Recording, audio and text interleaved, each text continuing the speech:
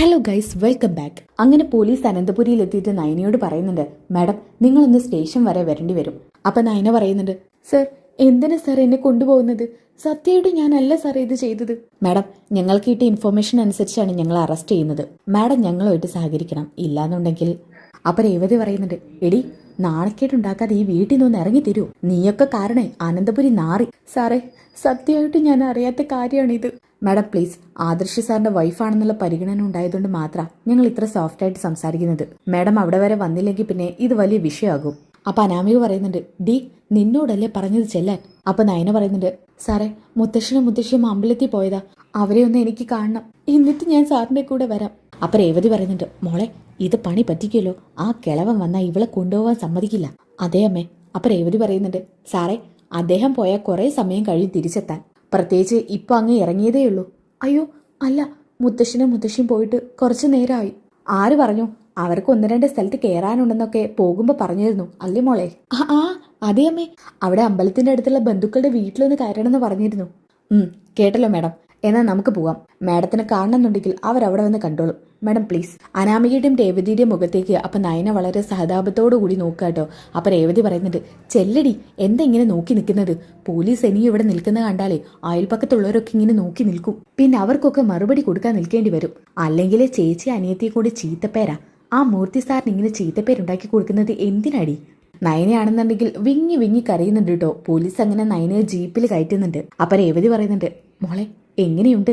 എന്റെ അമ്മേ അഭിനയം പൊളിച്ചു. മോളെ ഇനി അടുത്ത നീക്കങ്ങൾ എന്തൊക്കെയാ? അമ്മേ ഈ ശല്യം അങ്ങനെ പോയെന്നൊന്നും കരുതണ്ട. ദേ ഈ വിവരം അറിഞ്ഞ ഉടൻ തന്നെ ആ കിളവനും കിളവിയും അവളെ ജാമ്യത്തിൽ ഇറക്കും.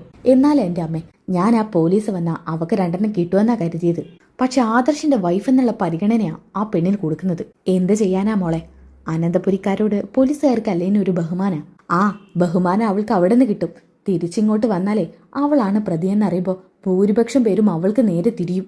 പ്രത്യേകിച്ച് വല്യമ്മയ്ക്ക് ഇപ്പോഴുള്ള ദേഷ്യത്തിനേക്കാളും ഇരട്ടിക്കും. പിന്നെ ആ ആദർശന് അമ്മയെന്ന് വെച്ച ജീവന, അയാൾക്കും ഈ നയനയോടുള്ള വിശ്വാസം അങ്ങ് നഷ്ടപ്പെടും. അത് നടക്കുമോ മോളെ? നടക്കും അമ്മേ, നമുക്ക് നോക്കാലോ. ആ മോള് വന്നേ, വിശക്കുന്ന്. ഈ സമയം ഇപ്പൊ ഇവിടെ ആരുമില്ല. നയന കിച്ചണിൽ എന്തൊക്കെയോ ഉണ്ടാക്കി വെച്ചിട്ടുണ്ട്, നല്ല മണം ഉണ്ടല്ലോ, പോയി എടുത്ത് കഴിച്ചാലോ. ഹോ എന്റെ അമ്മയുടെ ഒരു ആർത്തി. നടക്ക്. ഓക്കെ, ഇനി അത് കഴിഞ്ഞിട്ട് കാണിക്കുന്നത് ഹോസ്പിറ്റലാണ്.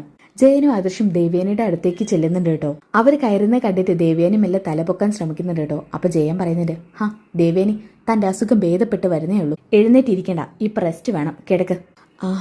ആദർശേ നീയും അച്ഛനും എന്തേലും കഴിച്ചോടാ? ഇല്ല, ഇവിടെ നിന്ന് ഇറങ്ങിയിട്ട് വേണം എന്തേലും കഴിക്കാൻ. ആദർശനോട് ഞാൻ പോയി കഴിക്കാൻ പറഞ്ഞതാ, അവനും കഴിക്കുന്നില്ല. എന്താ ആദർശേ ഇത്? അമ്മയ്ക്കിപ്പോൾ കുഴപ്പമൊന്നുമില്ല, നിങ്ങൾ രണ്ടുപേരും പോയിട്ട് എന്തേലും കഴിച്ചിട്ട് വാ. ഇന്നലെ നിൽക്കുന്ന നിൽപ്പല്ലേ? അതൊന്നും കുഴപ്പമില്ല ദേവ്യാനി, ഒരു ദിവസം പട്ടിണി ഇടുന്നെന്ന് കരുതി ചത്തൊന്നും പോവില്ല. നിനക്കെന്താ പറ്റിയത്? ഞങ്ങൾക്കതാ അറിയേണ്ടത്. ഡോക്ടറിനോട് പറഞ്ഞു നിന്റെ അകത്ത് വിഷം ചെന്നിട്ടുണ്ടെന്ന്. എന്താ സംഭവിച്ചത്? ചേട്ടാ ഇതൊക്കെ ആ നയന ചെയ്ത പണിയാ. ഞാൻ അങ്ങനെ ചെയ്യുന്ന ചേട്ടന് തോന്നുന്നുണ്ടോ? എന്തിനേതിനും നിനക്ക് പറയാൻ ആ നയനയുണ്ടല്ലോ. ഒരു കാര്യം ഞാൻ ചോദിക്കട്ടെ, നീ ഇപ്പം ഈ അവസ്ഥയിൽ കിടക്കുമ്പോഴും ഭക്ഷണം പാകപ്പെടുത്തി കൊടുത്തയക്കുന്നത് ആ നയനമോളാ? അങ്ങനെ നയനമോൾക്ക് ചെയ്യണമെന്നുണ്ടായിരുന്നെങ്കിൽ മുൻപാവായിരുന്നല്ലോ. ഇല്ല ചേട്ടാ, ഇപ്പം എനിക്ക് നല്ല അസ്വസ്ഥതയുണ്ട്. ഞാൻ പാല് കുടിക്കാൻ കിച്ചണിലേക്ക് വരുമെന്നുള്ളത് അവൾക്ക് നന്നായിട്ട് അറിയായിരുന്നു. അപ്പം ആദർശ് പറയുന്നുണ്ട്, അമ്മ എന്തിനാ എപ്പോഴും ഇങ്ങനെ നയനയെ കുറ്റപ്പെടുത്തുന്നത്? ഇതൊന്നും ശരിയല്ല അമ്മേ, നയനെ ഒരിക്കലും ഇങ്ങനെ ചെയ്യില്ല. അമ്മ മരണക്കിടക്കൽ കിടന്നാലും എൻ്റെ മോൻ ഇങ്ങനെ തന്നെ പറയണം. എനിക്ക് അമ്മയോട് സ്നേഹമില്ലായിട്ടല്ല, പക്ഷെ നയന ഒരിക്കലും ഇങ്ങനെ ചെയ്യില്ലെന്ന് എനിക്ക് ഉറപ്പുണ്ട്. ആര് പറഞ്ഞു അങ്ങനെ ചെയ്യില്ലെന്ന്? നയനെ ഉണ്ടാക്കി വെച്ച പാല് കുടിച്ചതിന് ശേഷം എനിക്കിങ്ങനെ അസ്വസ്ഥത വരാൻ തുടങ്ങിയത്. അവൾ മനപ്പുറം പാലിൽ വിഷം കലർത്തി വെച്ചിട്ട് മാറി നിൽക്കുകയായിരുന്നു, എനിക്ക് എന്താ സംഭവിക്കുന്നതെന്ന് നോക്കാൻ. അപ്പൊ ജയൻ പറയുന്നുണ്ട്, ദേവേനി ഇപ്പം നിന്നോട് അതേ പറ്റി ഒന്നും സംസാരിച്ചിട്ട് കാര്യമില്ല. നീ ഇങ്ങനെ സ്ട്രെയിൻ എടുക്കല്ലേ, ഡോക്ടർ നിന്നോട് റെസ്റ്റ് എടുക്കാനാ പറഞ്ഞിരിക്കുന്നത്. അല്ല പോലീസ് ഇവിടെ വന്നില്ലായിരുന്നു? താൻ എന്താ പോലീസിനോട് പറഞ്ഞത്? എന്ത് പറയാൻ, അവൾ തന്നെ എന്നെ കൊല്ലാൻ നോക്കിയത്. ഞാൻ അവളെ തന്നെയാ സംശയം പറഞ്ഞത്. ദേവേനി താൻ എന്തീ ചെയ്തത്? എന്താ ജയേട്ടാ, സത്യങ്ങളൊക്കെ അറിഞ്ഞിട്ടും ഞാനത് ഉള്ളിൽ ഒളിപ്പിക്കണോ ജയേട്ടാ? അതിശേ മോനെ, നയനമോളൊന്ന് വിളിച്ചു നോക്കി.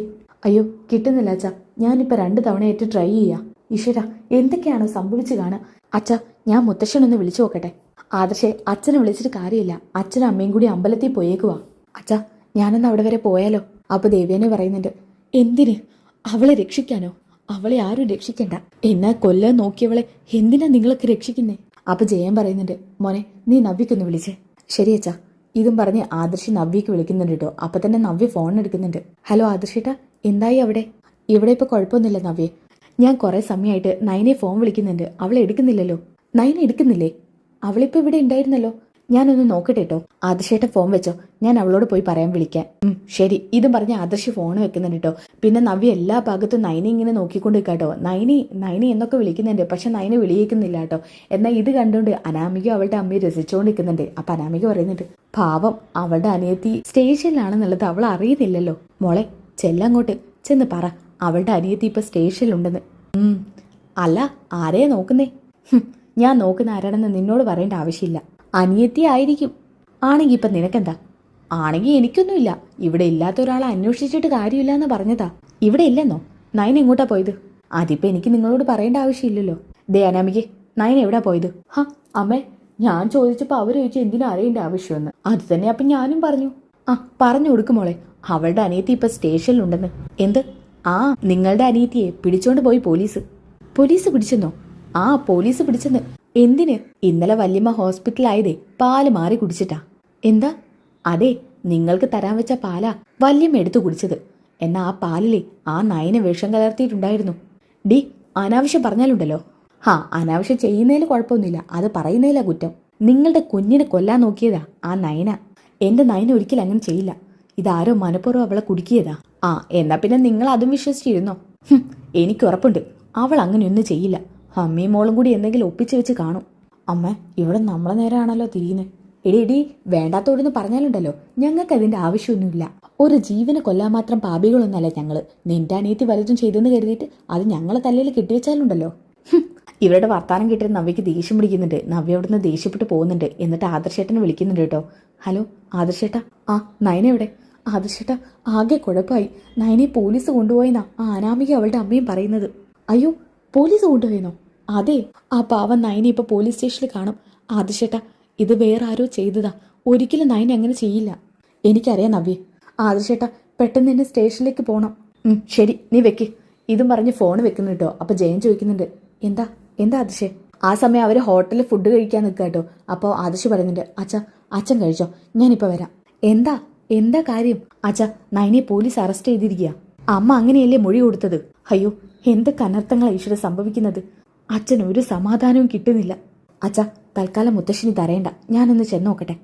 ശരി മോനെ, എത്രയും പെട്ടെന്ന് ആ പോലീസ് സ്റ്റേഷനിലേക്ക് വിളിച്ചു പറ. മോളുടെ മേല് ഒരു പോറൽ പോലും വീഴരുതെന്ന്.